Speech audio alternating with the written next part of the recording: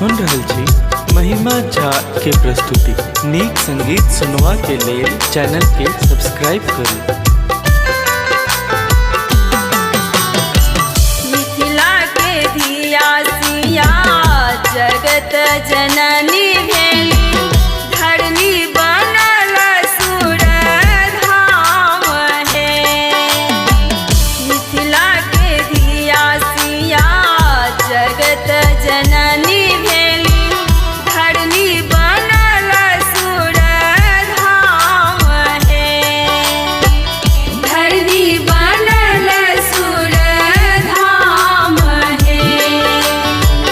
धरनी बनल सुर धाम है।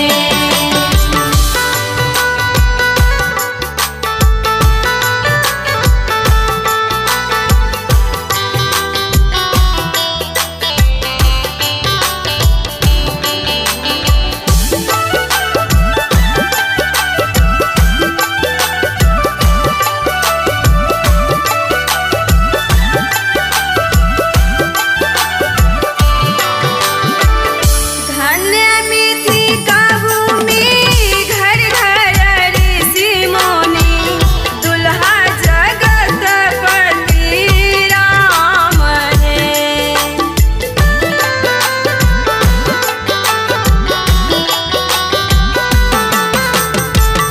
धन्य मिथिला भूमि, घर घर ऋषि मुनि, दुल्हा जगतपति राम है। करि सुमिरन मिली गावती सखी सब, पाहुन बनल भगवान है। धरनी बनल सुर धाम है। धरनी बनल सुर धाम है।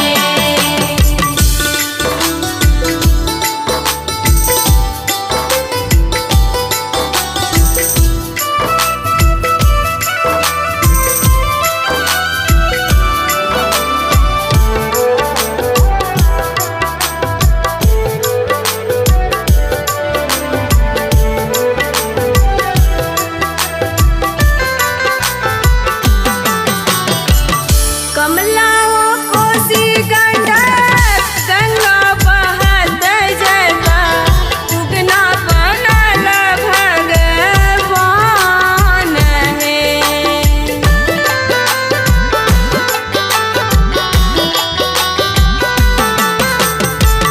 कमला हो कोसी गंडक, गंगा बहत जटा, उगना बनल भगवान है।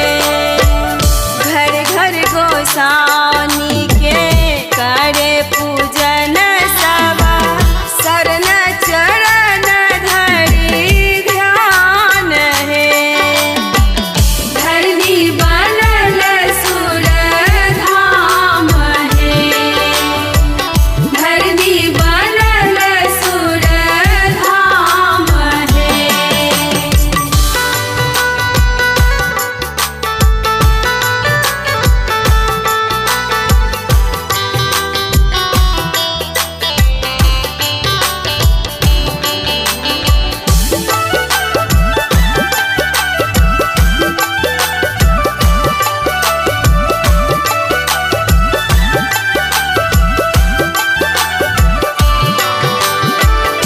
रंग बिरंग केरा सज गेल बाज सखी, बरसल सोमन आकाश है।